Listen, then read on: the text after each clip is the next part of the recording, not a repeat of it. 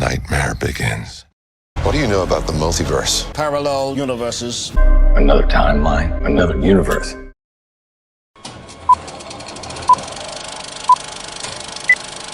Welcome to the Critical Cinema Club. I'm Colin. I'm Sean. It does not look good.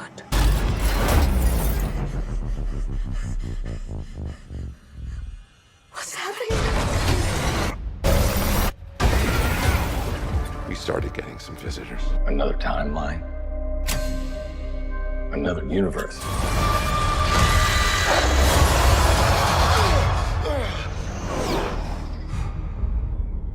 I couldn't believe it when the bartender told me who you are. Why are you talking to me, man?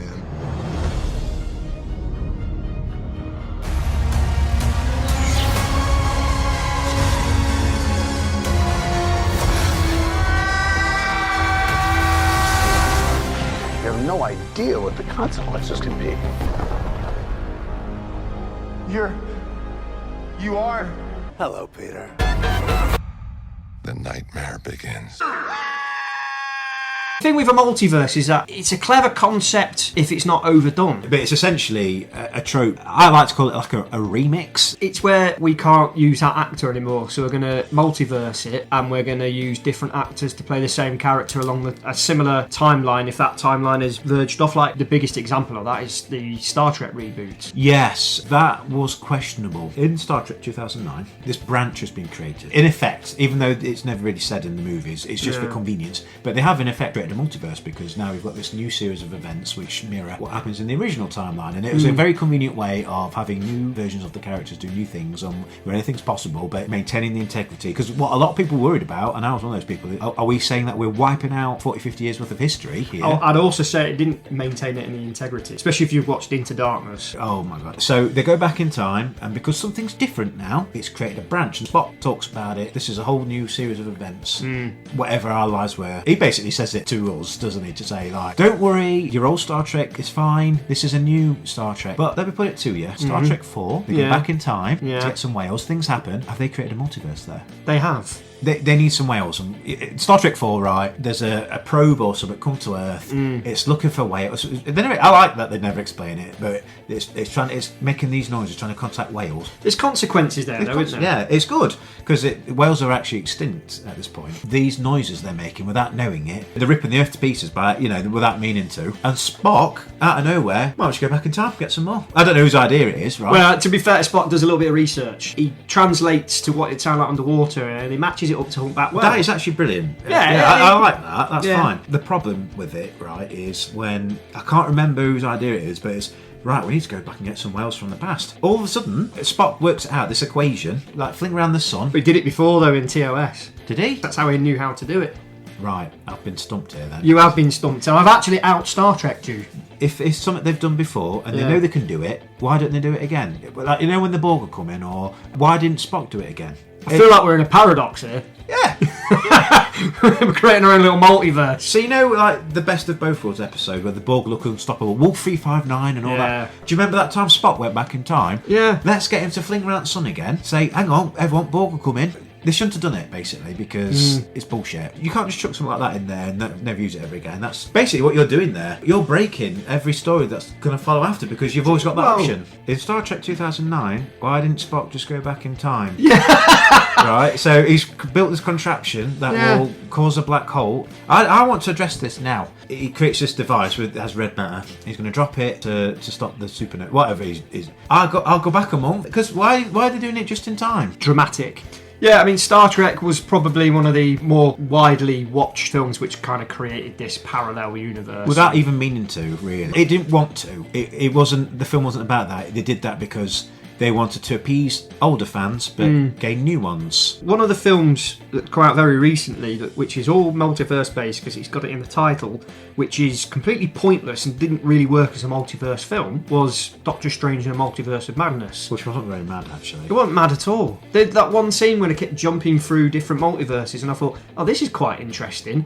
And then that ended, and the plot started, and I just thought, what is the point in this? Well, do you know what disappointed me was? I don't know if you caught it, but in the month leading up to that film, they released a what if series, and it's basically what if T'Challa was Star-Lord, and that's a good way of doing the multiverse, because basically it was a multiverse. Or what if Captain America was Peggy Carter? Yeah, Captain Britain. Captain Britain. Is that what they call her? Captain Carter. Sorry, Captain Carter. Captain Britain's a different character. There's so many of them. The Britass Empire. Yes, but that was a cool. I enjoyed that multiverse because it was just quick. Half-hour episodes, whatever, just what if Ultron won? These are cool questions. But what they did have was a Doctor Strange character. He could summon like these big horrible creatures coming at him. And everyone thought that was the character in the Multiverse film. But it's not. It was the Dark Doctor Strange. It's not.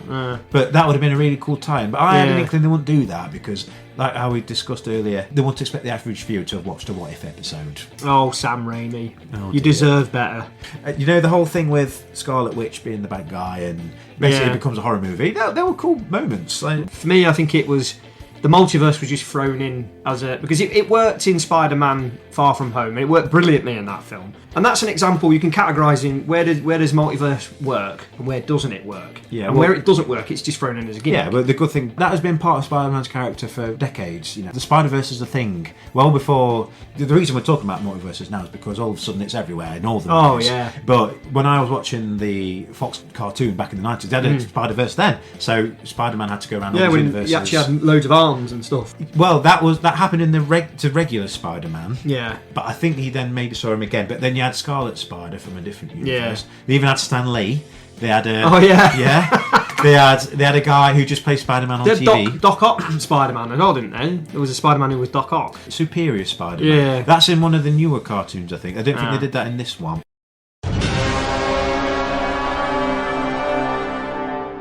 Do you think, like in the 90s cartoon, Doc Ock looked like Elton John? Yeah, he did look Yeah. like that. Yeah. I'm trying to think of a pun.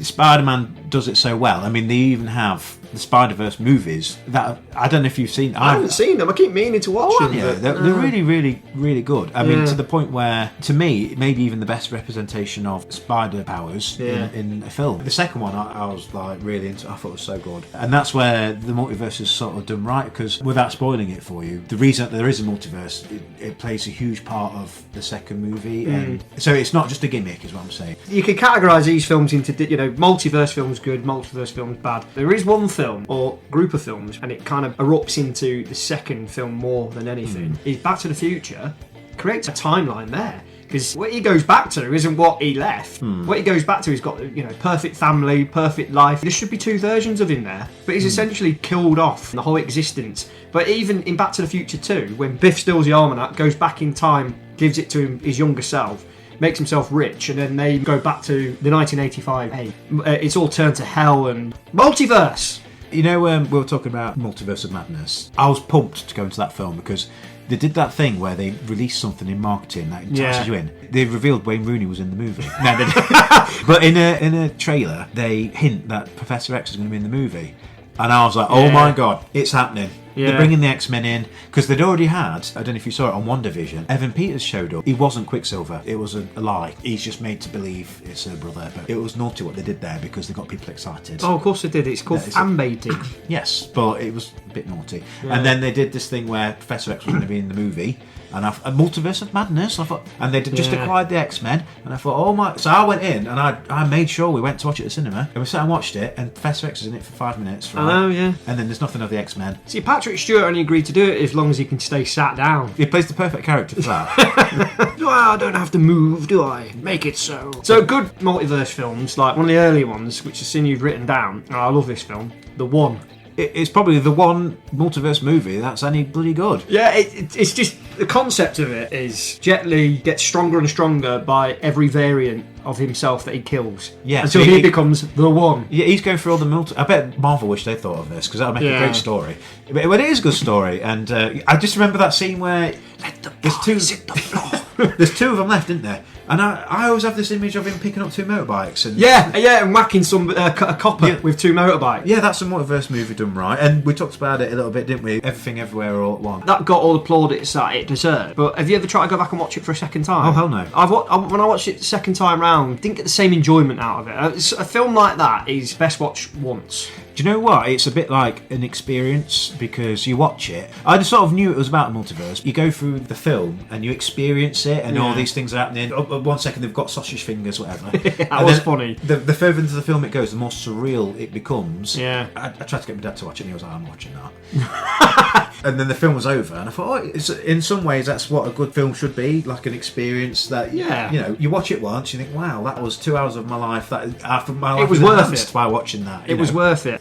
So what else have we got on your list? Well, what the point I'm getting to now is, in the last few years, we talked about it before, where you got to Endgame. Endgame came and went, and really, they should have just stopped Marvel. But of course they couldn't, because the Juggernaut making all the money, they got to continue. Yeah. So you've used all your best characters. Everything's been rubbish since Spider-Man No Way Home. Yeah. It's not been good. I mean, you didn't mind Multiverse of Madness. I think it's just an awful film. Like I say, when I watch it again without the expectations that came with it, I enjoyed it more than the first time. I like Benedict Cumberbatch. I think he's good in pretty much everything he's in, except for Star Trek Into Darkness. Yeah. What a bad casting that was. Do you know what?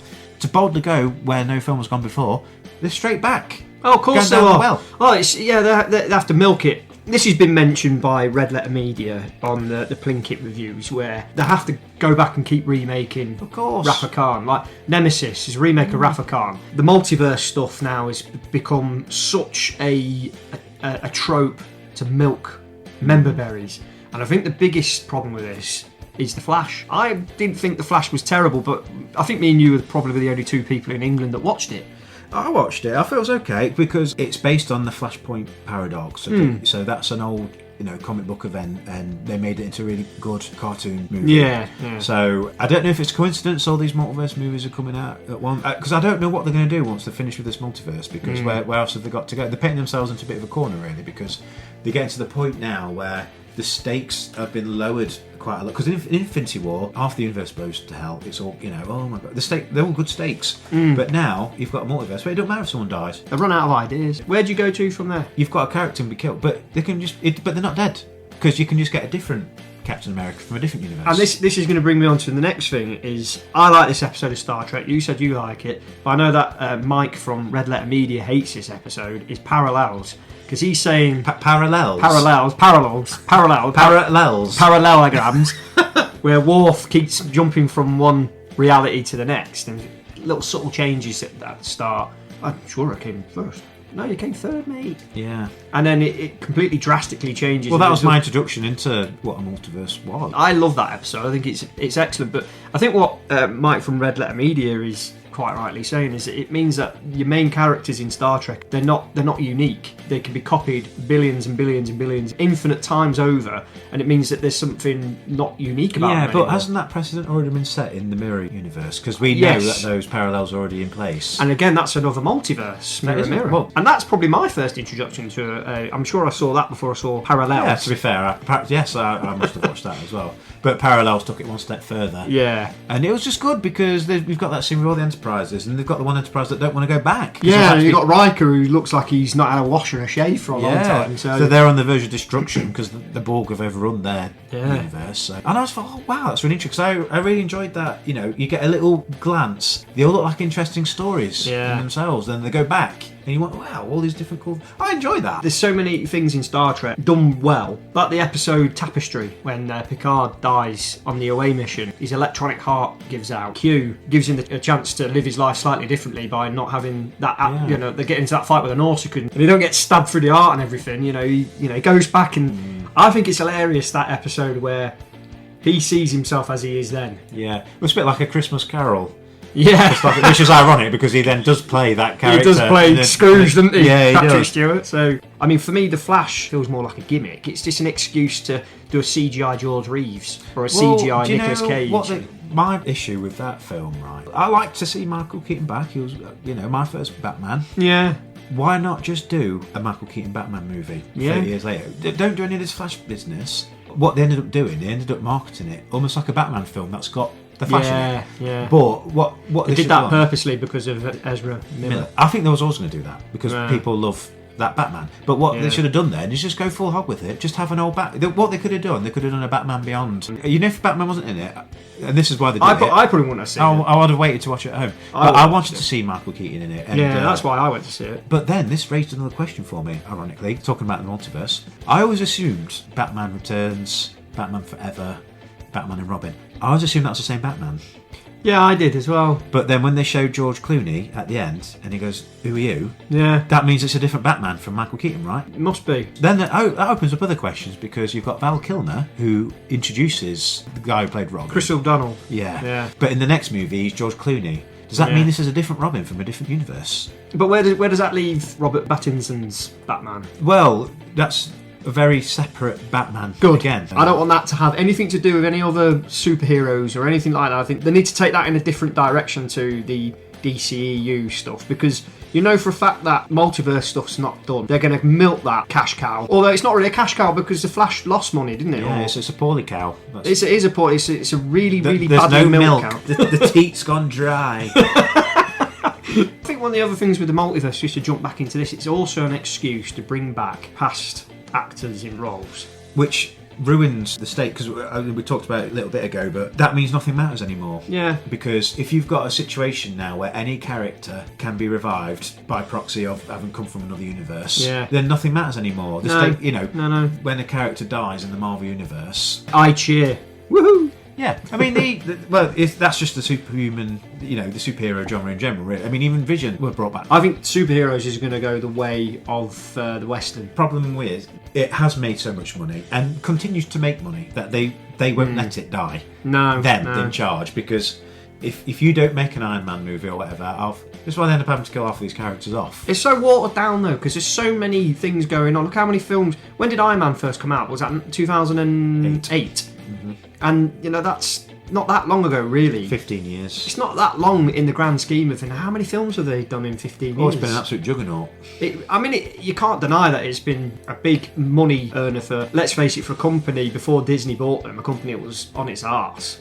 So what's next on the old multiverse of doom? I think we're about covered it. I think really what I wanted to talk about is what happens next, because they're in the thick of the multiverse now, and I think we're going to see more of that, because now you've got Kang is a multiverse character. Are you aware of Kang's origins? Yeah. So he's one of the two green aliens from The Simpsons, isn't he? That's right. Yeah.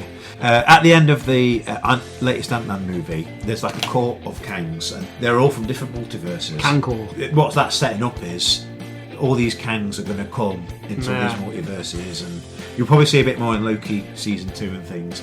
That's only if I watch it. I'll watch it. Put in the comments if you've got any other examples of multiverse movies that were good, MultiWorst movies. You can have one for free, Marvel. But if you've got any examples or anything we missed, anything you disagree with, bang it in the comments. Desperate for people to listen to this. But that's been our take on the multiverse. I've been Colin. You have. And I've been Sean. And we'll see you soon. Bye.